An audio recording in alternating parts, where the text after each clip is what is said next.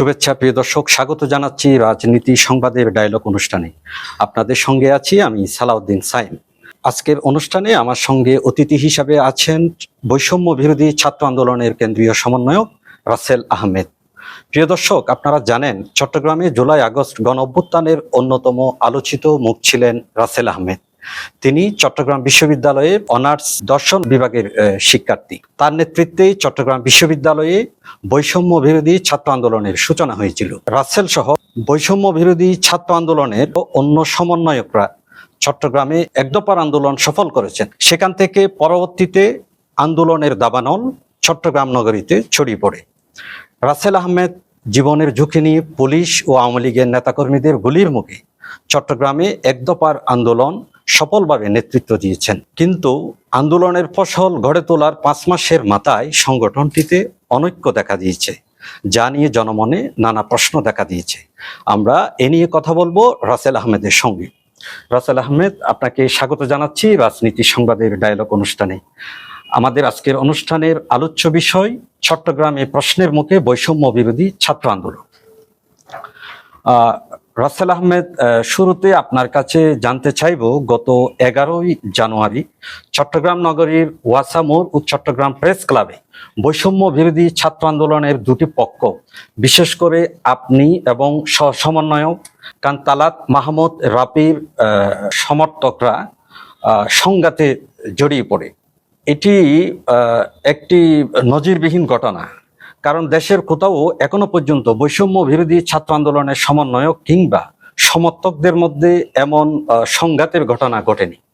চট্টগ্রামে এমন নজিরবিহীন সংঘাতের ঘটনা ঘটল। আপনার কাছে জানতে চাই, চট্টগ্রামে বৈষম্য বিরোধী ছাত্র আন্দোলনের মধ্যে কেন এমন বিভাজন সৃষ্টি হলো, আর যে সংঘাতের ঘটনা ঘটলো সেটার জন্য দায়ী কে? দেখুন, আমাদের বৈষম্য বিরোধী ছাত্র আন্দোলন সারা বাংলাদেশে অভূতপূর্ব সাফল্যের সাথে 5ই আগস্টের পর থেকে কাজ করে যাচ্ছে। সেই সাথে অন্তর্বর্তীকালীন সরকার, জাতীয় নাগরিক কমিটি, বাংলাদেশের সকল রাজনৈতিক দল বাংলাদেশ পুনর্গঠনে এক হয়ে একই কাতারে দাঁড়িয়ে কাজ করছে। তো সারা বাংলাদেশেই যেহেতু আমাদের কর্ম প্রক্রিয়া চলমান রয়েছে, আমাদের কাজের পরিধিও অনেক বেশি, সেই জায়গা থেকে কিছু ক্ষেত্রে অনেকের মতের সাথে অমিল হয়ে যায় এবং মতানৈক্য তৈরি হয়। তো সেই জায়গা থেকে আমাদের ভুল বোঝাবুঝির কারণেই হচ্ছে সেই দিনের সমস্যাটা হয়েছে। পরবর্তীতে আমরা আমাদের সমস্যা মিটমাট করে নিয়েছি। রাপির সঙ্গে আপনার যে একটা দূরত্ব তৈরি হয়েছে, সেটা কিভাবে আপনি নিরসন করবেন? না, আমাদের যে কর্মসূচি সেগুলো হচ্ছে বাস্তবায়নের জন্য আমাদেরকে একসাথে আমরা কাজ করি, একসাথে যে কোনো কর্মসূচিতে যাই। আমাদের রাফির সাথে ও আমার ছোট ভাই, ও আমার 3 বছরের ছোট। না, সংঘর্ষের ঘটনার পর তার সঙ্গে কি আপনার কথা হয়েছে? হ্যাঁ, সংঘর্ষের ঘটনার পর তার সাথে আমার যোগাযোগ হয়েছে। আমি হোয়াটসঅ্যাপে একটু যোগাযোগও করেছি। তো এগুলো হচ্ছে আমাদের ইন্টারনাল বিষয়, এখন আমরা এটা ইন্টারনালি সমাধান করবো আর কি। আচ্ছা, তো সেদিনের যে ঘটনা ঘটলো, সেদিন সংবাদ সম্মেলনে আপনি বলেছিলেন ওয়াসা মোড়ের আপনাদের সহ সমন্বয়ক রিজাউর রহমানের নেতৃত্বে আপনাদের উপর হামলা হয়েছিল। বিশেষ করে আপনি এবং কেন্দ্রীয় সমন্বয়ক আব্দুল হান্নান মাসুদের উপর হামলা হয়েছে। তো তিনি কেন আপনাদের উপর হামলা করতে গেলেন? দেখুন, আমাদের হচ্ছে এই সমস্যাটা আমরা হচ্ছে সমাধান করেছি। আমরা চাচ্ছি না এই বিষয়টা নিয়ে আর কথা বলতে। আচ্ছা, আপনি তো সেদিন আরো বলেছিলেন রিজাউর রহমান কিশোর ডট গ্যাং এর লিডার, এটা কি সত্য? বিগত সময়ে অর্থাৎ 5ই আগস্টের আগ পর্যন্ত এই চকবাজারের চকবাজারে হচ্ছে ডট গ্যাং পরিচালিত হতো এবং ডট গ্যাং এর নেতৃত্ব দিয়েছে ছাত্রলীগ এবং আওয়ামী লীগের কিছু নেতাকর্মী। তো সেই জায়গা থেকে 5ই আগস্টের পরে তারা তাদের খোলস পাল্টে আমাদের সাথে আমাদের অনেক সমন্বয়ের কাছে ঘেঁষতে চেয়েছে এবং তারা তাদের নেতৃত্বেই হচ্ছে কাজ করছে। তো এখন বিষয়টা হচ্ছে, বিগত সময়ে যারা চকবাজার সহ চট্টগ্রামের ত্রাসের রাজত্ব তৈরি করেছিল, তারা পরবর্তীতে এসে যখন আমাদের কোনো একজন সমন্বয়ক ভাইয়ের নেতৃত্বে যখন তারা আবার পরিচালিত হয় এবং তাদের যে পূর্বের যে কর্ম প্রক্রিয়া সেগুলো যদি আবার পরিচালিত করতে থাকে, তাহলে আমাদের বৈষম্য বিরোধী ছাত্র আন্দোলন যে প্ল্যাটফর্ম, এই প্ল্যাটফর্মের যে সুনাম এবং এই প্ল্যাটফর্মের যে কর্মপ্রক্রিয়া সবগুলো বাধাগ্রস্ত হয় এবং বাংলাদেশের মানুষের কাছে নতুনভাবে প্রশ্ন জাগে। যারা বিগত সময়ে সন্ত্রাসের রাজত্ব কায়েম করেছে, ডট গ্যাং 2023 সালে র‍্যাব 7 এর অভিযানের মাধ্যমে গ্রেফতার হয়েছে, তারা যদি পরবর্তীতে এসে আমাদের সাথে হয়ে আমাদের প্ল্যাটফর্মকে বিতর্কিত করার চেষ্টা করে, আমরা এটাকে মনে করছি যেহেতু আওয়ামী লীগ 5 তারিখের পর থেকে এখন পর্যন্ত অনেক ষড়যন্ত্রের মাধ্যমে আমাদের দেশে অস্থিরতা তৈরি করার চেষ্টা করছে, অস্থিতিশীল পরিস্থিতি তৈরি করার চেষ্টা করছে এবং এগুলোর ভিজুয়াল, তো সে জায়গা থেকে আমাদের মনে হচ্ছে তারা এই ডট গ্যাংকে আমাদের পেছনে লেলিয়ে দিয়েছে এবং অনেকে ভুলবশত তাদেরকে আশ্রয় প্রশ্রয় দিচ্ছে। তারই প্রেক্ষিতে তাদের যে ডট গ্যাং এর যে কাজ, তারা হচ্ছে আমাদেরকে বিতর্কিত করার জন্য আমাদের কাছে ঘেসছে বলে আমাদের মনে হচ্ছে। তো সেই জায়গা থেকে আমরা আমাদের সহযোদ্ধাদেরকে বোঝানোর চেষ্টা করেছি যে এটা হচ্ছে আওয়ামী লীগের কোনো একটা প্ররোচনায় পড়ে। সেদিন কি রিজাউর রহমানের নেতৃত্বে হামলা হয়নি? আপনি তো সংবাদ সম্মেলনে বলেছিলেন যে রিজাউর রহমানের নেতৃত্বে কিশোর ডট গ্যাং এর সদস্যরা হামলা করেছে। দেখুন, আমরা হচ্ছে আমাদের যে জুলাই গণ আন্দোলনে যারা আমাদের 2000-এর অধিক ভাই বোন জীবন দিয়েছে, আমাদের হাজার হাজার ভাই বোন রক্ত দিয়েছে, অনেকে সেভিয়ার প্রবলেমে ভুগছে, এখন হাসপাতালে কাতরাচ্ছে। তো সেই জায়গা থেকে আমাদের এই যে গণ অভ্যুত্থান, আমাদের এই যে জুলাই আগস্টের গণ আন্দোলন, আমার বৈষম্য বিরোধী ছাত্র আন্দোলনের মাধ্যমে, আন্দোলনের নেতৃত্বে সারা বাংলাদেশের মানুষ, সকল রাজনৈতিক দল যখন একই কাতারে এসে এক দফার শরিক হয়েছে এবং শেখ হাসিনাকে দেশ থেকে বিতাড়িত করার জন্য যুদ্ধে ঝাঁপিয়ে পড়েছে, এই যে এত বড় ম্যাচাকার হলো, আমাদের ভাই বোনদের জীবন গেল, সবাই ঐক্যমত্যে পৌঁছে গিয়ে একটা দেশকে নতুনভাবে দ্বিতীয়বারের মতো আমাদের গণ অভ্যুত্থান হলো। এই যে গণ অভ্যুত্থান, এই যে ম্যাচাকার, আমাদের দেশের মানুষের আত্মত্যাগ, এটাকে রাষ্ট্রীয়ভাবে স্বীকৃতি দেওয়ার জন্য আমরা জুলাই প্রক্লেমেশনের দাবিতে আমাদের কর্মসূচি পালন করছি। আমাদের মাঠ পর্যায়ে আমরা মানুষের কাছে যাচ্ছি, মানুষের কথা শোনার চেষ্টা করছি, মানুষের কথা বোঝার চেষ্টা করছি, আমরা আমাদের কথা বলছি। এই আমাদের কর্মসূচিতে হচ্ছে ঢাকা থেকে আমাদের পূর্ব ঘোষিত ছিল এবং আমাদের সেন্ট্রাল থেকে আমাদের আমি আসতেছি, সে জায়গায় আসতেছি।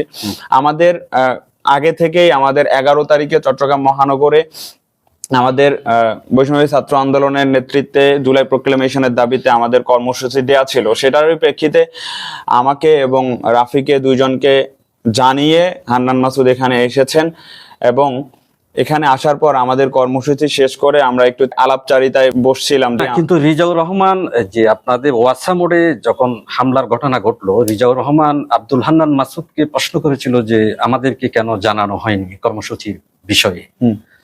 দেখুন, আমাদের চট্টগ্রামের বৈষম্য ছাত্র আন্দোলনের নেতৃত্ব অনেকে অনেকভাবে দিয়েছে, আমাদের লিস্টেড সমন্বয়কও ছিল।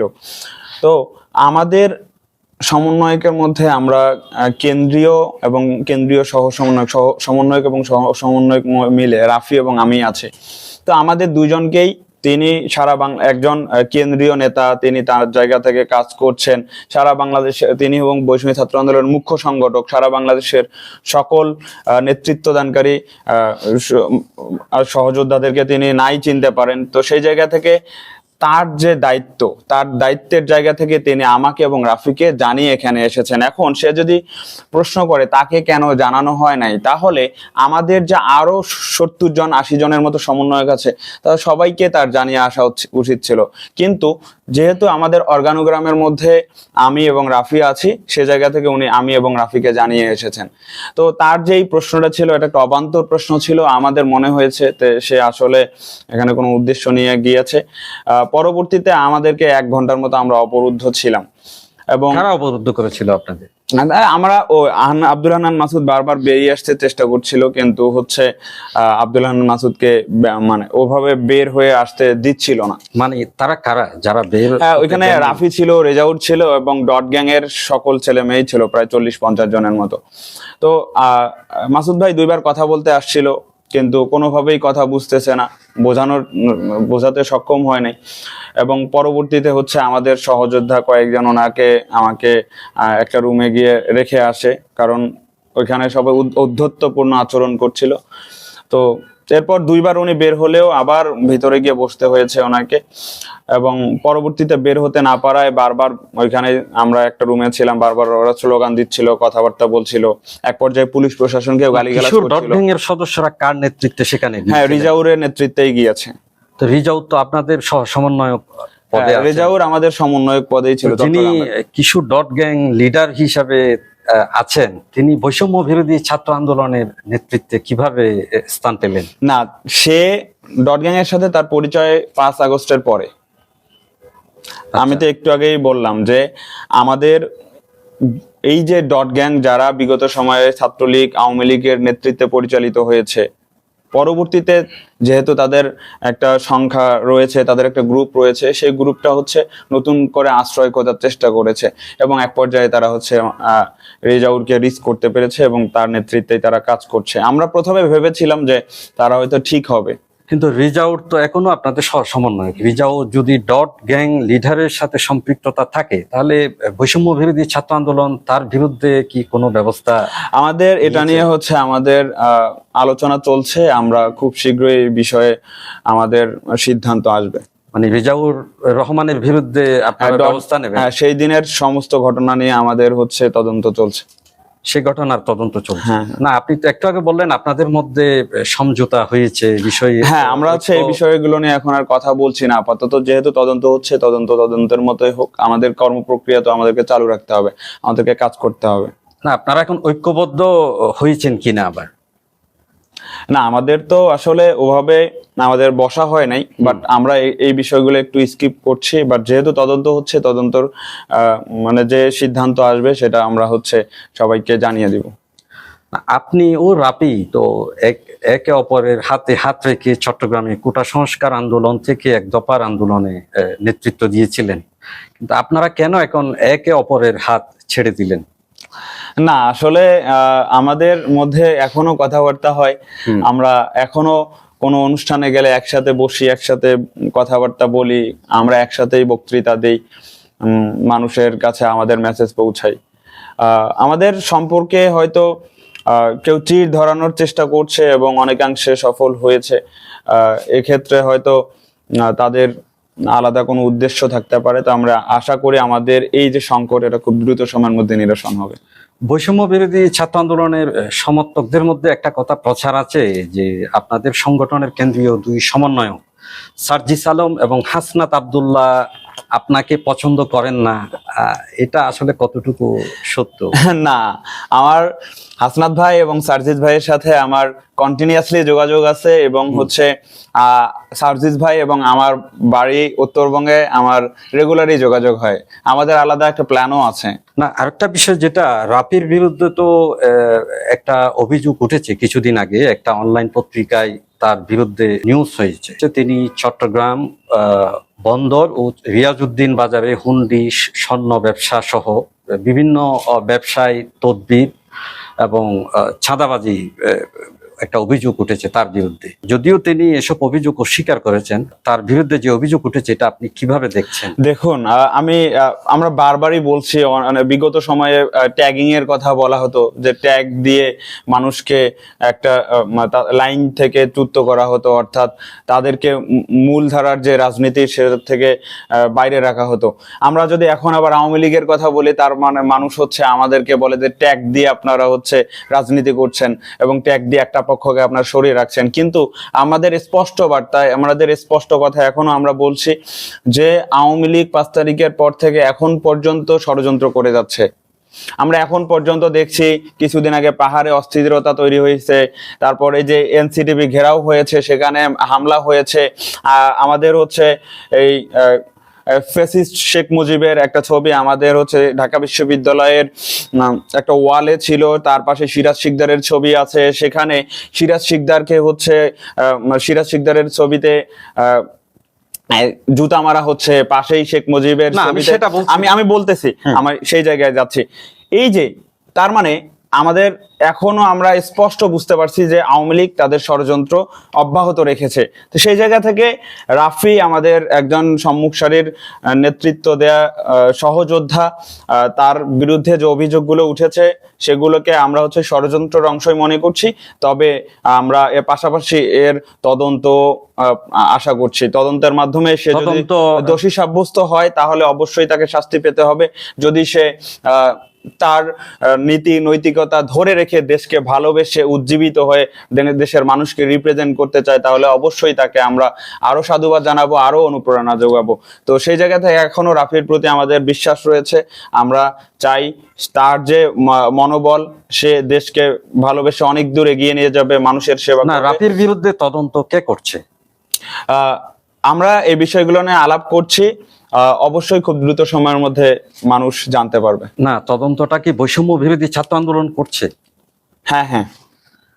না, আপনি যেটা বললেন এটা ষড়যন্ত্র, তার মানে রাফির বিরুদ্ধে যে তদবির বাণিজ্য এবং চাঁদাবাজির যে অভিযোগ উঠেছে এটা আপনি অস্বীকার করছেন বা এটাকে ষড়যন্ত্র হিসেবে দেখছেন? হ্যাঁ নিশ্চয়ই, এটা ষড়যন্ত্র হিসেবে। আপনি তো তদন্তের আগে বলে দিলেন এটা ষড়যন্ত্র, কিন্তু আপনি বললেন যে এটা নিয়ে তদন্ত চলছে। হ্যাঁ নিশ্চয়ই, আমাদেরকে তো এটা তো আমাদের এখনো স্পষ্ট, আমি আবারও বলছি এটা ষড়যন্ত্র।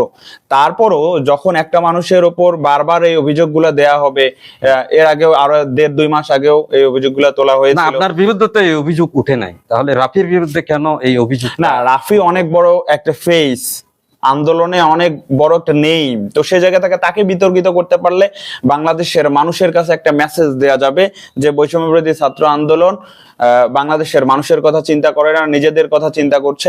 যখন ওকে বিতর্কিত করে বাংলাদেশের মানুষের কাছে একটা মেসেজ পৌঁছে দেওয়া যাবে, তখন বাংলাদেশের মানুষের সেই বিশ্বাসটা উঠে যাবে।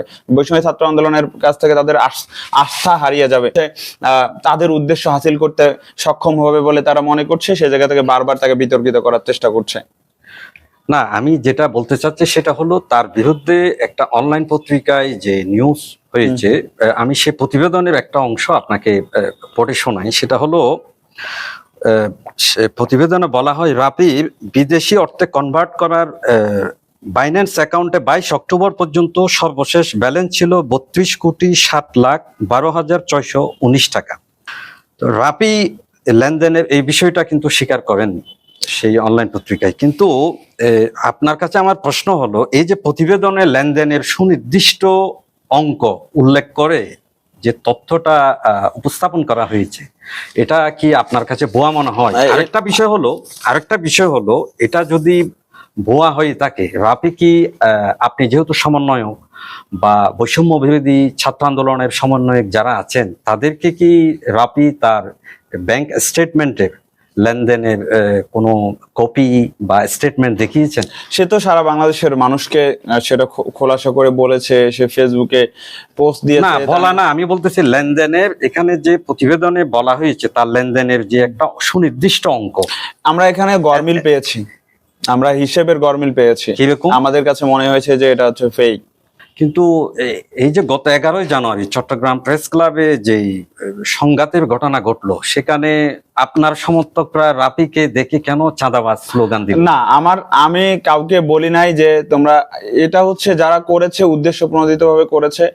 সেখানে তো সবাই তো বৈষম্য বিরোধী ছাত্র আন্দোলনের সমর্থক বা সমন্বয়করা ছিল, এখানে তো বাইরের কোনো দলে। হ্যাঁ, এটা হচ্ছে মানে তারা ওই যে ভুল বুঝছে বা ভুল বুঝে এখনো বসে আছে, সেই যেটা ধরে আছে। তো সেই জায়গা থেকে তারা তাদের জায়গা থেকে ক্ষোভটা প্রকাশ করেছে। বাট আমাদের যারা আমরা এখনো বুঝি যে পলিটিক্সটা কিভাবে হচ্ছে, বাংলাদেশের মানুষের কাছে কিভাবে কোন মেসেজ দিতে চাচ্ছে, তো সেই জায়গা থেকে তারা যে কাজটা করেছে খুবই হীন কাজ করেছে। আমি এটাকে মানে খুবই তাদের চিন্তা ভাবনার জায়গা থেকে তারা খুবই ভুল করেছে বলে আমার মনে হচ্ছে। তো আমি এই বিষয়ে তাদেরকে আমি আসলে জানি না যে কারা এই স্লোগানটা দিয়েছে। তবে না, সেটা আপনি ভুল কিভাবে বুঝলেন? যদি তদন্তে প্রমাণিত হয়, আপনি একটু আগে বলেছিলেন যে তার বিরুদ্ধে যে তদবির বাণিজ্য চাঁদাবাজির অভিযোগ উঠেছে সেটা আপনারা তদন্ত করছেন। তো যদি তদন্তে সেটা প্রমাণিত হয় তাহলে তো আপনি এই মুহূর্তে সেটা ভুল বলতে পারেন না। না দেখুন, এখন পর্যন্ত সেটা হচ্ছে প্রমাণিত হয় নাই। তো তাই না? আমাদের এখন পর্যন্ত সেইটাকে হচ্ছে তদন্তই মনে হচ্ছে, মানে ষড়যন্ত্রই মনে হচ্ছে। তো সেই জায়গা থেকে যদি তদন্ত করে প্রমাণিত হয়, তাহলে বাংলাদেশের মানুষের কাছে উন্মোচন হবে সে আসলে কি করেছে। আমাদের কাছে এখনো বারবার এটাকে ষড়যন্ত্র মনে হচ্ছে। আমরা যেহেতু রাজনীতি নিয়ে কথা বলতে আসছি, এই বিষয়টাকে মানে আমরা আর না বাড়াই। আরেকটা বিষয় হলো, আপনারা গত 10 নভেম্বর নিউ মার্কেট মোড়ে বৈষম্য বিরোধী ছাত্র আন্দোলনের একটা সভায় বলেছেন আওয়ামী লীগের যারা নেতাকর্মী অস্ত্র নিয়ে আপনাদের উপর হামলা করেছিল, সেসব সন্ত্রাসীদের পুলিশ এখনো গ্রেপ্তার করতে পারেনি। ইতিমধ্যে 2-1জনকে হয়তো গ্রেপ্তার করেছে, কিন্তু বাকি সন্ত্রাসী যারা, তারা এখনো গ্রেপ্তার হয়নি। তো পুলিশের এই ভূমিকা আপনি কিভাবে দেখছেন? আপনার কি মনে হয় তাদের প্রতি পুলিশের কোনো সহানুভূতি আছে? দেখুন, বারবার বিগত 15-16 বছরের কথাই আসে। আওয়ামী লীগ 84,000 পুলিশ নিয়োগ করেছে, তাদের ছাত্রলীগ বাহিনী কিংবা আওয়ামী লীগ পরিবার থেকে উঠে আসা ছেলে মেয়েগুলোকে পুলিশে ঢুকিয়েছে। তো এই যে 84,000 পুলিশ, তারা তো সারা বাংলাদেশে ছড়িয়ে ছিটিয়ে আছে। তো এবং পাশাপাশি ভিন্ন মতের, ভিন্ন মতাদর্শের যে মানুষ রয়েছে যারা পুলিশে ছিল, তাদেরকে বিগত 15-16 বছরে কোনো ধরনের পদোন্নতি দেওয়া হয় নাই, তাদেরকে তাদের যোগ্য মর্যাদা দেওয়া হয় নাই, তাদের সাথে বৈষম্য করা হয়েছে। এবং এখন 15 বছর পর এসে আমরা ওই রিপ্লেসমেন্টের জায়গা পাচ্ছি না, কারণ যাদের নেতৃত্বে যারা আমাদের ভাই বোনদের ওপর গুলি চালিয়েছে যে পুলিশ, তাদেরকে যখন অপসারণ করা হলো, অপসারণ করার পর আমাদের ওই রিপ্লেসমেন্টের জায়গায় আমরা আমাদের যোগ্য মানুষ খুঁজে পাচ্ছি না বসানোর জন্য। এখন যারা আছে বিভিন্ন থানায়, বিভিন্ন প্রশাসনে, তারা এখন পর্যন্ত আওয়ামী লীগের এজেন্ডা বাস্তবায়নের পায়তারা করছে, কিন্তু ছাত্রদের প্রেসারের কারণে তারা পুরোপুরি করতে পারছে না। তবে আমরা আমাদের জায়গা থেকে বারবার করে পুলিশ প্রশাসনকে বলে আসছি, আমরা আমাদের দাবি আমরা আদায় করার জন্য বারবার তাদেরকে প্রেসার দিচ্ছি যে আওয়ামী লীগের যে সন্ত্রাসীরা, ছাত্রলীগের যে সন্ত্রাসীরা আমাদের ভাই বোনদেরকে নৃশংসভাবে খুন করেছে, তাদেরকে গ্রেফতার করে বিচারের আওতায় নিয়ে আসতে হবে। কিন্তু আসলে ওই যে এখন পর্যন্ত আওয়ামী লীগের যেভাবে পুলিশ প্রশাসনকে দলীয়করণ করে রেখেছিল, তাদের সেই দলীয় এজেন্ডা বাস্তবায়নের জন্য এখন পর্যন্ত পুলিশ প্রশাসনের ভিতরে আওয়ামী লীগের এজেন্টরা রয়ে গেছে, যার কারণে আমরা এখন পর্যন্ত সুষ্ঠুভাবে বিচার সম্পন্ন করতে পারছি না, সেই পেটোয়া বাহিনীদেরকে গ্রেফতার করতে পারছে না, নৃশংসভাবে যারা খুন করেছে আমাদের ভাইদেরকে তাদেরকে গ্রেফতার করতে পারছে না। এটা আসলেই পুলিশ প্রশাসনের অনেক বড় ব্যর্থতা। তবে পুলিশ এর প্রতি মানুষের যা আস্থা হারিয়েছিল বিগত 15-16 বছর, এখন যদি তারা সেটা পুনরুদ্ধার করতে না পারে, তাহলে বাংলাদেশের পুলিশ কখনো মেরুদণ্ড সোজা করে দাঁড়াতে পারবে না এবং কখনোই বাংলাদেশের মানুষের আশা আকাঙ্ক্ষার প্রতিফলন ঘটাতে পারবে না। সেই জায়গা থেকে আইন উপদেষ্টা এবং স্বরাষ্ট্র উপদেষ্টার অনেক ব্যর্থতা রয়েছে এবং সেই ব্যর্থতার দায় তাদেরকে নিতে হবে। এবার একটু আমি পিছনে যাই। আপনাদের 5 আগস্টের আগে চট্টগ্রামে যে আন্দোলন হয়েছিল, বিশেষ করে 4 আগস্ট চট্টগ্রাম নগরীর নিউ মার্কেট মোড়ে আন্দোলন চলাকালে আপনাদের উপর পুলিশ, আওয়ামী লীগ, যুবলীগ, ছাত্রলীগ, স্বেচ্ছাসেবক লীগের নেতাকর্মীরা যে হামলা করেছিল, তখন আপনারা কিভাবে ইউটার্ন নিয়েছিলেন? দেখুন, আমাদের 4 আগস্টের যে নৃশংসতম হামলা, সেই হামলায় আমাদের সারা চট্টগ্রামের, পুরো চট্টগ্রামের সকল রাজনৈতিক দল, অরাজনৈতিক সংগঠন, সামাজিক সংগঠন, বৈষম্য ছাত্র আন্দোলনের শিক্ষার্থীরা সবাই একসাথে রাস্তায় নেমে পড়েছিল। এবং এই একসাথে যখন রাস্তায় নেমে পড়েছে, তখন এককভাবে বৈষম্য বিরোধী ছাত্র আন্দোলনের হাতে সবকিছু ছিল না। তারপরও আমরা আমাদের জায়গা থেকে সবাইকে, যেহেতু ফেসবুকের মাধ্যমে আমরা আমাদের নিউজ, আমাদের যে মেসেজগুলো সেটা মানুষকে পৌঁছে দেওয়ার চেষ্টা করেছি। তো সেই জায়গা থেকে আমরা আমাদের মেসেজটা ফেসবুকের মাধ্যমে দিয়েছি, বিভিন্নভাবে বিভিন্ন জায়গায় যারা আমাদের সহযোদ্ধারা ছিল তাদের সাথে পরামর্শ করেছি, তারা মেসেজ পৌঁছে দেওয়ার জন্য আমাদেরকে আহ্বান করেছে, আমরা মেসেজ দিয়েছি। তবে পুরোপুরি 4 তারিখের পর পুরোপুরি আন্দোলনটা আমাদের হাতে ছিল না চিরাঙে। তারপরও আমাদের জায়গা থেকে আমরা মেসেজগুলো পৌঁছে দিয়েছি। এবং আমরা যে ইউটার্ন নিয়েছি, ইউটার্ন বলতে আসলে তেমন কিছু ছিল না। পেটোয়া বাহিনী তখন তাদের যে হামলা নৃশংসতা, সেটা দেখাতে দেখাতে তারা ক্লান্ত হয়ে পড়েছে। পরে তারা ফিরে গিয়েছে। আমাদের ভাইয়েরা তারাও তাদেরকে প্রতিরোধ করে, মোকাবেলা করে তারাও শেষ পর্যন্ত বাসায় ফিরে গিয়েছে। এমনই ছিল সেই দিনের ঘটনাটা। না, তো সেটা পরে কিভাবে আন্দোলনকে সুসংগঠিত করেছিলেন? 4 তারিখের পর, 4 তারিখেই তো হচ্ছে আমাদের সন্ধ্যার সময় আমাদের মার্চ টু ঢাকা কর্মসূচি ঘোষণা করা হয়েছে। পরে যখন কর্মসূচি ঘোষণা করা হয়েছে তবে পরপরই সবাই বাসায় চলে গিয়েছে। আমরাও হচ্ছে আমাদের জায়গা থেকে রাতে বারবার করে মিটিং করছিলাম যে আমাদের কালকের কর্মসূচি কি হবে। পরবর্তীতে আমরা সবাই সবার জায়গা থেকে মেসেজ একটা সিদ্ধান্তে এসেছিলাম যে আমরা যারা যেভাবে পারি ঢাকার উদ্দেশ্যে রওনা দিই। অনেকে ইতিমধ্যে রওনা দিয়ে দিয়েছিল এবং আমরা 5 তারিখে আমাদের কর্মসূচি স্থগিত রেখেছিলাম একটা পর্যায়ে, যে যেহেতু আমাদের মার্চ টু ঢাকা কর্মসূচি দেওয়া হয়েছে, চিটাগাংয়ে আমরা হচ্ছে আর নৃশংসতা দেখতে পাচ্ছি না, আমাদের ভাইদের রক্ত আর ঝরাতে মানে ইচ্ছা করছে না। তো আমরা আমাদের জায়গা থেকে মেসেজ দিয়েছিলাম যে আমরা কালকের কর্মসূচি স্থগিত রাখি, সবাই ঢাকা অভিমুখে রওনা দিই। এবং পরবর্তীতে আমাদের আবার যখন আমরা ঢাকায়, আমি গিয়েছিলাম ঢাকায়, আমরা যারা অনেকে গিয়েছি আলাদা আলাদাভাবে গিয়েছি। এবং ঢাকা থেকেই আমরা যখন বিজয়ের বার্তা চট্টগ্রামে পৌঁছে দিয়েছি, তখন সবাই দলে দলে রাস্তায় নেমে পড়েছে। ঢাকায় যাওয়ার পথে কোনো প্রতিবন্ধকতা কি ছিল না?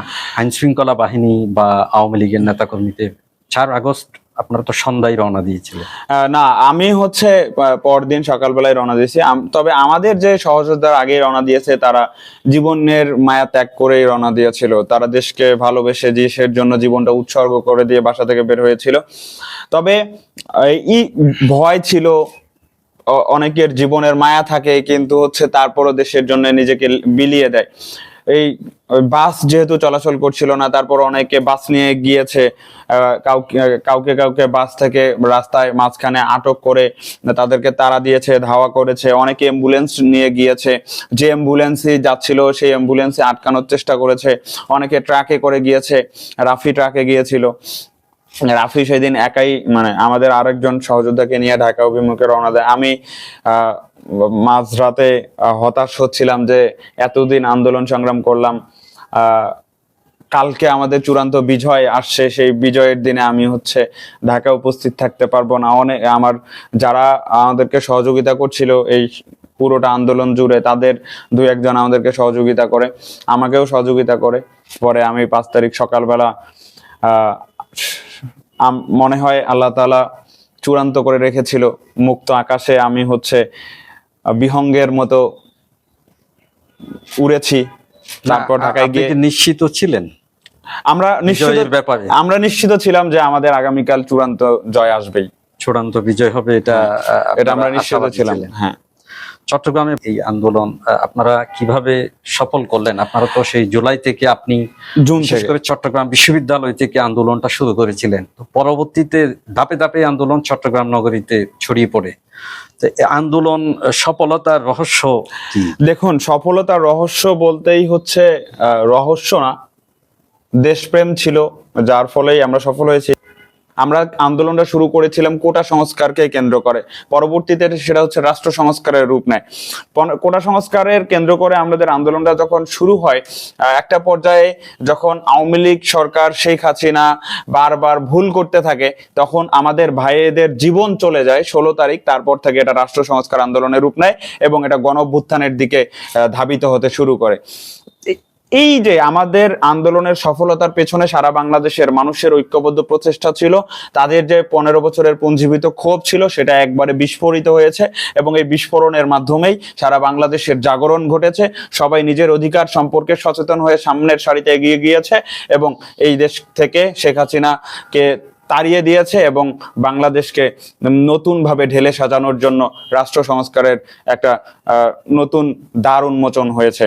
তবে আমাদের এই আন্দোলনে শুরুতে আমাদের বিশ্ববিদ্যালয়ের চট্টগ্রাম বিশ্ববিদ্যালয়ের ছাত্র শিবির আমাদেরকে প্রত্যক্ষভাবে সহযোগিতা করেছে। পার্সোনালি আমার সাথে যোগাযোগ সবসময় রক্ষা করেছে, আমিও যোগাযোগ রক্ষা করেছি।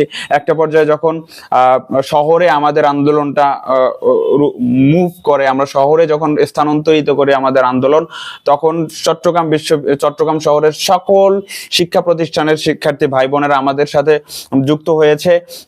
আমরা সবাইকে একসাথে করে ইনক্লুসিভনেস তৈরি করি এবং সবার মতামতের ভিত্তিতে আমরা সিদ্ধান্ত নিতাম। সবাই সবার আশেপাশের ভাই ফ্রেন্ডদেরকে নিয়ে আসতো এবং একটা পর্যায়ে গিয়ে আমাদের যখন ভাইয়েরা শহীদ হয় এবং আমরা বিভিন্নভাবে আমাদের ভাই বোনদেরকে তুলে নিয়ে যাওয়া হচ্ছিল, গ্রেফতার করা হচ্ছিল এবং আন্দোলনের শেষ পর্যায়ে এসে আমাদের যখন মিন টাইম ছিল, ঠিক সেই সময় আমরা বিএনপির সহযোগিতা পেয়েছি। বিএনপি আমাদেরকে খুব কাছ থেকে সহযোগিতা করেছে। আমাকে, রাফিকে, রিদওয়ান সিদ্দিকী নামে আমাদের আরেকজন সমন্বয়ক আছে, এই তিনজনকে আমাদেরকে সহযোগিতা করেছে, তাদের বাসায় নিয়ে গিয়েছে। আমার ফ্যামিলি আছে, আমার ফ্যামিলি সহ আমাকে 12 দিনের থাকার জন্য ব্যবস্থা করে দিয়েছিল। সমস্ত ধরনের সাহায্য করেছে, আমাদের যা যা প্রয়োজন সবকিছু দিয়েছে এবং শেষ পর্যন্ত ঢাকা অভিমুখে রওনা দেওয়ার আগ পর্যন্ত তারা আমাদেরকে ঢাকায় পৌঁছে দেওয়ার ব্যবস্থা করে দিয়েছে। এবং আমাদের যে 31 জুলাইয়ের কর্মসূচি, সেখানে আমরা একদম অরক্ষিত ছিলাম, আমাদেরকে সেভ করার মতো কেউ ছিল না। এক পর্যায়ে জামাত বিএনপির যারা আইনজীবী ছিল তারা আমাদের সাথে এসেছে, ছাত্র অধিকার পরিষদ গণ অধিকার পরিষদের আইনজীবীরা আমাদের এসেছে, বামপন্থী যারা আইনজীবী আছেন তারা এসেছে, আমাদেরকে ওখান থেকে সরিয়ে নিয়েছে। কারণ সেই দিন ছাত্রলীগের হামলার একটা সমূহ সম্ভাবনা ছিল, আমাদেরকে খুঁজছিল এবং পরবর্তীতে আমরা বিএনপি পন্থী আইনজীবীদের বাসায় আশ্রয় তারা দিয়েছিল, আমাদেরকে সহযোগিতা করেছে এবং ডক্টর শাহাদাতের সাথেও আমাদের একটা যোগসূত্রতা তৈরি করে দিয়েছিল তারা। এবং এভাবেই আমরা সবার সহযোগিতার মাধ্যমেই আমাদের এই গণঅভ্যুত্থানটা, চিটাগংয়ের আন্দোলনটা সফল করেছি। এই আন্দোলনের কৃতিত্ব বিভিন্ন রাজনৈতিক দল দাবি করে থাকেন, কিন্তু আপনি বলছেন যে চট্টগ্রামে আপনাদের আন্দোলন চলাকালে বিএনপি নেতারা আপনাদের সহযোগিতা করেছেন। তো তাহলে এই আন্দোলনে এককভাবে আসলে কেউ কৃতিত্বের দাবিদার না। এই বৈষম্য বিরোধী ছাত্র আন্দোলনের নেতৃত্বে এই আন্দোলনটা হয়েছে, কিন্তু শেষ পর্যায়ে গিয়ে আন্দোলনের সমস্ত স্টেক হোল্ডার এসে আমরা এক দফাতে উপনীত হয়েছি। এই আন্দোলনের কৃতিত্ব শুধু বৈষম্য বিরোধী ছাত্র আন্দোলনের না, এই আন্দোলনের কৃতিত্ব শুধু বিএনপির না, এই আন্দোলনের কৃতিত্ব শুধু জামাতের না, এই আন্দোলনের কৃতিত্ব শুধু বামপন্থী যারা রাজনৈতিক সংগঠন আছে তাদের না। এই আন্দোলনটা সবার। এই আন্দোলনটা একজন রিক্সা চালক থেকে শুরু করে আমাদের একজন আইনজীবী, একজন রাষ্ট্রীয় উচ্চ পদস্থ কর্মকর্তা ছিল যারা আমাদেরকে সহযোগিতা করেছে, সবার। এই আন্দোলনের স্টেক হোল্ডার সবাই। এই আন্দোলনের আমরা যদি ব্যর্থ হতাম, ব্যর্থ হলে জামাত বিএনপি সহ সকল ভিন্ন মতের যে আওয়ামী লীগ ব্যতীত আওয়ামী লীগের বাইরে গিয়ে যারা রাজনীতি করে, আওয়ামী লীগের দ্বারা 15-16 বছর শোষণের শিকার হয়েছে, গুম হয়েছে, অনেকে খুন হয়েছে, তারপর তাদের সাথে রাজনৈতিক মতাদর্শের ভিন্নতা রয়েছে, যাদের সবাই কিন্তু আওয়ামী লীগের দ্বারা নির্যাতিত হতো, আবার গুম হতো, খুন হতো, মেচাকার অবস্থা হয়ে যেত। তো সবাইকেই, বিএনপি জামাত সহ সবাইকে যখন তারা আবার নির্যাতন করত, আবার সবাই যেভাবে নির্যাতিত হতো, ঠিক আমরা যখন সফল হয়েছি, এই সফলতাটা সবার। এককভাবে কারো কৃতিত্বের নেয়ার মতো হীনম্মন্যতা ছাড়া আর কিছু না। কেউ যদি এককভাবে কৃতিত্ব নিতে চায়, সেটাকে হীনম্মন্যতা ছাড়া আমরা আর কিছুই বলতে, এর বাইরে আর কিছু বলার নাই। বিএনপি পন্থী আইনজীবীর বাসায় আশ্রয় নেওয়ার কথা বলেছিলেন আন্দোলনের সময়। তো শুধু কি আপনি নাকি আপনারা সমন্বয়ক যারা ছিলেন চট্টগ্রামে, সব সমন্বয়ক? না, হ্যাঁ, দেখুন ছিলেন। এই যে এখানে এক গুরুত্বপূর্ণ একটা কথা উঠে আসছে, সেটা আমরা যারা একদম সম্মুখ সারিতে ছিলাম, আমরা কেন্দ্রীয় সমন্বয়ক যারা ছিলাম বা চিটাগংয়ে যারা সামনে থেকে যারা আর 2-4 জন যারা ছিল, তারা আমরা 3-4-5 জন বিএনপি পন্থী আইনজীবীদের বাসায় আমাদেরকে মানে সহযোগিতা করে আশ্রয় দিয়েছিল। কয়দিন ছিলেন? 5 দিন। মানে এটা কখন থেকে? এটা হচ্ছে 31 জুলাই থেকে 5 আগস্ট পর্যন্ত। এটা কি সিটিতে, চট্টগ্রাম নগরী? হ্যাঁ, চট্টগ্রাম শহরেই। এখন এই যে আমরা ছাড়া আরো যারা আছে, আমাদের তো আরো হাজার হাজার আমাদের ভাই বোনেরা ছিল। সে আইনজীবীর নাম কি? এটা এখানে বলতে হবে না, না, জানতে চাইলে আমার। আচ্ছা, যাই হোক, ছিল আর কি, আমি এখন বলতে যাচ্ছি না। তো এই যে আমাদের সাংবাদিক ভাইরাও আমাদেরকে সহযোগিতা করেছে। মানে সাংবাদিক ভাইয়ের মাধ্যমেই কিন্তু আমাদের হচ্ছে বিএনপি পন্থী আইনজীবীদের সাথে আমাদের যোগাযোগ। বিএনপি পন্থী আইনজীবীরা তারপর বিএনপি নেতৃবৃন্দের সাথে আমাদের যোগাযোগ করিয়েছে। এখানে এই যে আমরা 4-5-7 জন ছাড়া আরো তো অনেক সমন্বয়ক ছিল, তারাও কারো না কারো বাসায় আশ্রয়ে ছিল, তারাও কারো না কারো সাহায্য সহযোগিতায় মাঠে এসেছে, মাঠ থেকে ফিরে গিয়েছে, সেফ ছিল। এখানে কিন্তু সবার সহযোগিতা ছিল। আপনারা যে জীবনের ঝুঁকি নিয়ে রাস্তায় নেমেছেন, আন্দোলন করেছেন, গুলির মুখে আন্দোলন করেছেন, পরিবারের দিক থেকে আপনাদের বিষয়টা কিভাবে দেখেছে? দেখুন, আমার সবার বাবা মাই সবাইকে বলেছে এই আন্দোলনে না যেতে। কেউই চায় না তার সন্তান এই ঘাতকের বুলেটে শাহাদাত বরণ করুক। তারপরও সবাই দেশপ্রেমে উদ্বুদ্ধ হয়ে রাস্তায় নেমেছে। আমি বিবাহিত, আমার ওয়াইফ সহ আমি এখানে থাকি। তো আমি অন্যদের কথা বলছি না, আসলে আমার জন্য কতটা চ্যালেঞ্জিং ছিল একমাত্র আল্লাহ তাআলা জানে, আর আমরা দুজন জানি। সে আমাকে রাজপথে পাঠিয়েছে, কিন্তু রাজপথে আসার আগে আমাকে বাসায় জড়িয়ে কেঁদেছে, আমাকে আসতে দিবে না, আমাকে টেনে হিঁচড়ে বাসায় রাখতে চেষ্টা করেছে। তারপরও কান্না জড়িত কণ্ঠে আমাকে শেষ পর্যন্ত বলেছে তুমি যাও। আপনার স্ত্রী? হ্যাঁ, আমার স্ত্রী। তো এছাড়াও সে মাঠেও আন্দোলন করেছে, এবং আমার শুধু আমি তো একা না, আমার ছোট ভাই ঢাকার রাজপথে আন্দোলন করেছে। তো সেই জায়গা থেকে আমাদের কারোরই পরিবার চায় না এই যে আন্দোলন সংগ্রামে আমরা যুক্ত। কি রাজপথে? আমার স্ত্রীও রাজপথের সংগ্রামে ছিল, এবং সে পাশাপাশি টিয়ার শেল খেয়েছে। 19 তারিখ 21 তারিখ টিয়ার শেল খেয়েছে, বাজার করতে এসেছিল, টিউশন করতে গিয়েছিল আন্দোলন সংগ্রামের মাঝখানে। এবং এসব করেও সে হচ্ছে বাসায় গিয়ে আমাদেরকে রান্না করে খাইয়েছে। রাফি আমার বাসায় ছিল। সব মিলিয়ে আমরা মানে আমাদের এটাকে আমি কোনোভাবে ব্যাখ্যা করতে পারছি না আসলে। মানে কোন তাড়নার কারণে আমরা হচ্ছে রাস্তায় নেমে আসি, কোন তাড়নার কারণে হচ্ছে সে আমাকে রাস্তায় পাঠিয়েছে। তো সব মিলিয়ে খুবই চ্যালেঞ্জিং ছিল। বাট এখন আমরা যখন এই বিষয়গুলা আমাদের অতীতটা ভাবি, আমরা জুলাই আগস্টের কথা চিন্তা করি, খুবই আমাদের লোমহর্ষক ঘটনাগুলো আমাদের চোখের সামনে ভেসে ওঠে, মানসপটে ভেসে ওঠে, এবং আমরা নিজের অজান্তেই কেঁদে উঠি। এবং এমনও হয়েছে যে রাতের বেলা আটকে উঠি, যখন আমাদের 2 দিন ইন্টারনেট 6 দিনের মতো ছিল না। আমাদের নৃশংসতম ঘটনাগুলো ঘটার পর যখন ইন্টারনেটটা আসলো, তখন আমরা ভিডিওগুলো দেখছিলাম। আমি কাঁদলে রাফি কাঁদছে, রাফি কাঁদলে মনি কাঁদছে, মনি কাঁদলে আমি কাঁদছি। একজনের কান্না দেখে আমরা 3 জনের চিৎকার করে কেঁদে উঠছে। তো ঘটনাগুলো খুবই বেদনাদায়ক ছিল, লোমহর্ষক ছিল, হৃদয় বিদারক ছিল। তারপরও দিন শেষে আমরা সফল হয়েছি। এটাই আমাদের সবচেয়ে বড় সাফল্য, এটাই আমাদের সবচেয়ে বড় অর্জন, এটাই আমাদের গৌরব। ইন্টারনেট যখন ছিল না, তখন আপনারা চট্টগ্রামে কিভাবে আন্দোলনকে সুসংগঠিত করেছেন? দেখেন, ইন্টারনেট যখন ছিল না, আমরা সে সময়টাতে হচ্ছে কারোর সাথে যোগাযোগটা রক্ষা করতে পারি নাই। আমাদের ইন্টারনেট যখন বন্ধ হয়েছে, তখন আমাদের মাঝখানে একদিন শুধু প্রবর্তক মোড়ে আমাদের আন্দোলনটা হয়েছে। কারফিউর মধ্যে কারফিউ ভেঙেছিল আমাদের ভাইয়েরা। এরপরে ইন্টারনেট যতদিন ছিল না, অর্থাৎ আমাদের 19 তারিখের পর, 19 তারিখে সম্ভবত কারফিউ ভেঙেছিল। 19 তারিখের পর আমরা হচ্ছে আবার রাস্তায় নেমে পড়ি 29 তারিখ। আমাদের চেরাগীর মোড়ে আমাদের সেই দিন আমাদের বোনদের উপর হামলা হয়।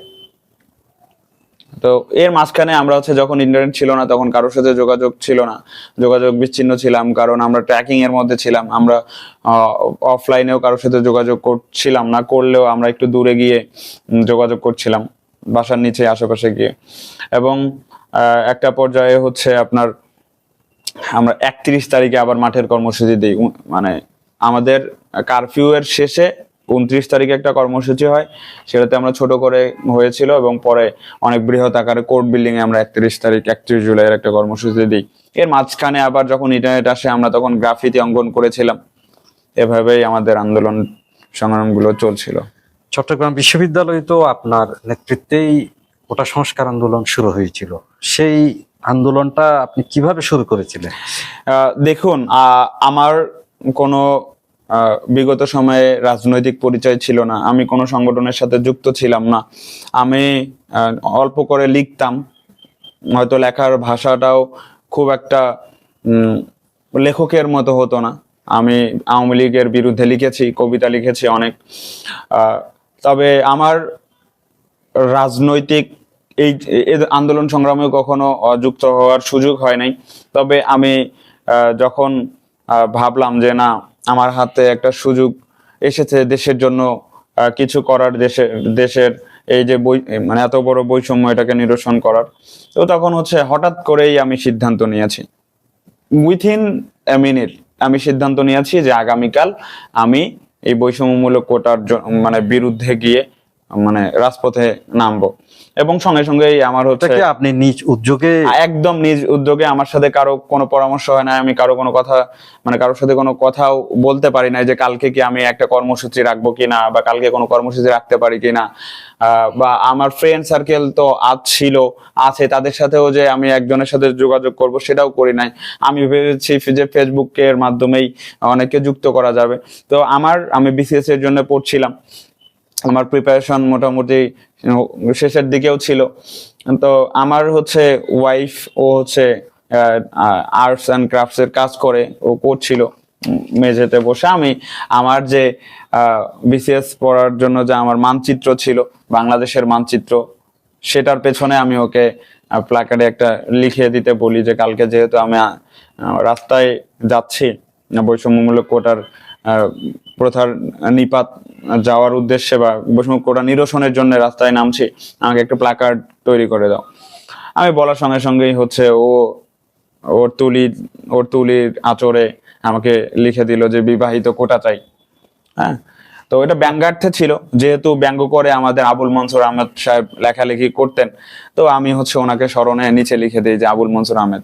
তো ওই যে আমার মানে ইনস্ট্যান্ট সিদ্ধান্ত নেওয়া যায় কালকে আমি রাস্তায় নামবো, এবং পরের দিন আমি ওই পোস্টারটা হচ্ছে ফেসবুকে পোস্ট করি এবং 2-3টা মিডিয়াকে আমি নক করি। একটা মিডিয়া শুরুতেই আমাকে ডিনাই করে এবং আরেকটা মিডিয়া আসে।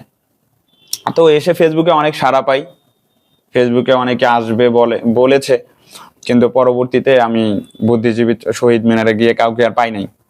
আপনি একাই? হ্যাঁ, পরে হচ্ছে ওখানে রৌদ্র ছিল বেশি, আমি বুদ্ধিজীবী চত্বরের সামনে দাঁড়িয়ে, সময় টেলিভিশন আসে, তাকে হচ্ছে আমি আমার কথা বলে সেদিনের কর্মসূচি শেষ করি। পরবর্তীতে আমার সাথে অনেকে যোগাযোগ করেছে, অনেকের যোগাযোগের মাধ্যমে দ্বিতীয় দিনের কর্মসূচিতে প্রায় তখন ঢাকায় যারা আন্দোলন করেছিলেন কোটা সংস্কার আন্দোলন, তাদের সাথে কি আপনার কোনো যোগাযোগ ছিল না? আমার হচ্ছে 6 জুন ঢাকায় আন্দোলন শুরু হয়েছে, চট্টগ্রামে আন্দোলন শুরু হয়েছে। তো আমার তাদের সাথে যোগাযোগটা আমার 9 জুন হয়েছে। সেটা কিভাবে করেছিলেন? আমি হচ্ছে আমাদের ঢাকায় কোটা পুনর্বহাল চলবে না নামে একটা গ্রুপ ছিল প্রথমে। তো ওই গ্রুপের যারা এডমিন মডারেটর ছিল তাদের সাথে যোগাযোগ করেছি। প্রথম আমার যোগাযোগ হয়েছে বাকের মজুমদারের সাথে, রিফাত রশিদের সাথে, হান্নান মাসুদের সাথে। এই যোগাযোগের পর হচ্ছে আমরা তাদের সাথে কানেক্টেড হয়ে আমাদের কর্মপ্রক্রিয়াগুলো, ঈদের আগে তেমন আমরা কোনো কর্মপ্রক্রিয়া আমরা সম্মিলিতভাবে নিইনি। আমাদের মতো করে আমরা কর্মসূচি এখানে করেছি, এবং ঢাকার মতো করেছে, মানে সারা বাংলাদেশে শুধু এভাবে ঢাকা চট্টগ্রামেই হয়েছে। তো পরে আমরা ঈদের পরে, যেহেতু ঈদ ছিল 13-17 তারিখ সম্ভবত, ঈদের পরে আমরা একটা মিটিং করি। মিটিং এর মাধ্যমে আমাদের বৈষম্য বিরোধী ছাত্র আন্দোলন নামে আমাদের একটা ব্যানার তৈরি হয়, এবং সেই ব্যানারের মাধ্যমে আমাদের পরের আন্দোলনের দ্বিতীয় ধাপের আন্দোলনের যাত্রা শুরু হয়। সামনে বৈষম্য বিরোধী ছাত্র আন্দোলন, বিশেষ করে আগামী সংসদ নির্বাচনের আগে বৈষম্য বিরোধী ছাত্র আন্দোলনের রাজনৈতিক দল গঠনের কি কোনো পরিকল্পনা আছে? অবশ্যই বাংলাদেশের মানুষ যদি চায়, বৈষম্য বিরোধী ছাত্র আন্দোলন, জাতীয় নাগরিক কমিটি এবং যারা এত বড় একটা অভ্যুত্থানের নেতৃত্ব দিয়েছে, তাদেরকে যদি বাংলাদেশের মানুষ চায়, তাহলে অবশ্যই আমরা রাজনৈতিকভাবে এগোবো এবং আমরা আমাদের যে কর্ম প্রক্রিয়া আছে, আমরা আমাদের যে স্ট্র্যাটেজি আছে, আমরা সেই অনুযায়ী পদক্ষেপ নিব এবং সামনের দিকে এগিয়ে যাব।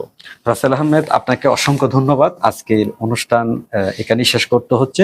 প্রিয় দর্শক, আপনাদেরকেও অসংখ্য ধন্যবাদ যারা এতক্ষণ আমাদের সঙ্গে ছিলেন। আগামী পর্ব দেখার আমন্ত্রণ জানিয়ে শেষ করছি আজকের ডায়ালগ অনুষ্ঠান। ধন্যবাদ।